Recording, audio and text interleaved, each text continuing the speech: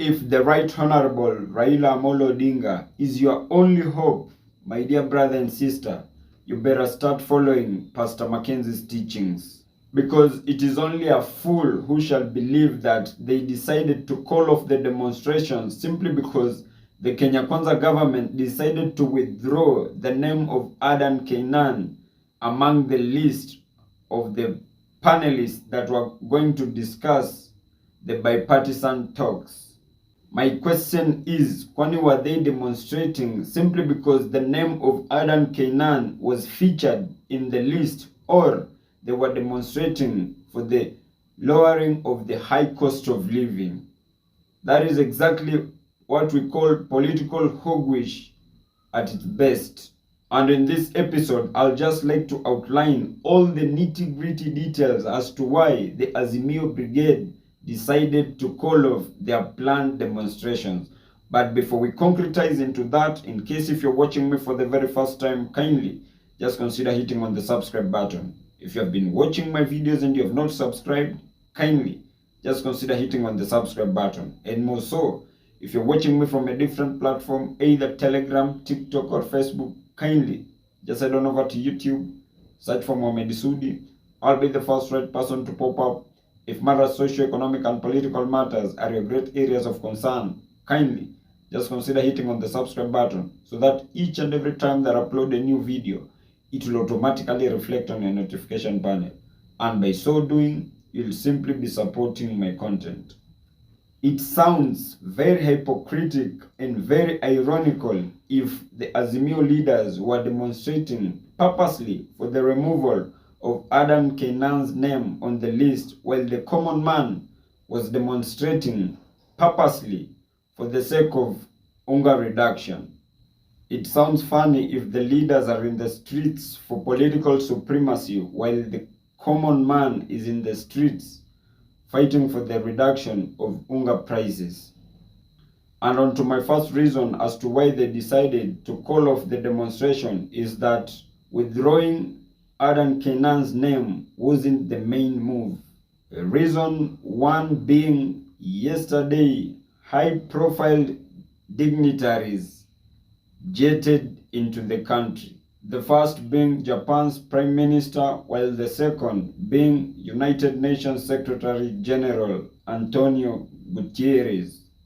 And very reliable sources indicate that the United Nations Secretary General Antonio Guterres met with the Right Honorable Raila Amolo Odinga for peace talks and asked him to allow the country to settle. And reason number two, Azimio leaders decided to play it cool. I strongly believe they found it petty for they to continue demonstrating in a day like today when the country is hosting high-profile dignitaries from abroad. And so they had to find an exit strategy and excuse for they to bring their stipulated demonstration to a halt. Be as it may, I want to prophesize in this broadcast. Immediately after the high-profile dignitaries jet outside the country, I kid you not, the entire Azimio Brigade shall look for other reasons for they to call on the demonstrations. You can imagine with the United Nations Secretary General in the country, and if they decided to go on with their planned demonstration, it will not only ruin Kenya's scale of democracy, but also spoil Kalonzo's pretense reputation of being a peacemaker globally. So they had to find some meaningless statements to serve Kenyans with. But honestly, that has just been my opinion. If you have a contrary opinion to mine, kindly just feel free to drop them in the comment section and I'll give them a right of reply. And as I end this, kindly just consider hitting on the subscribe button if you have not. Thank you and may God bless you.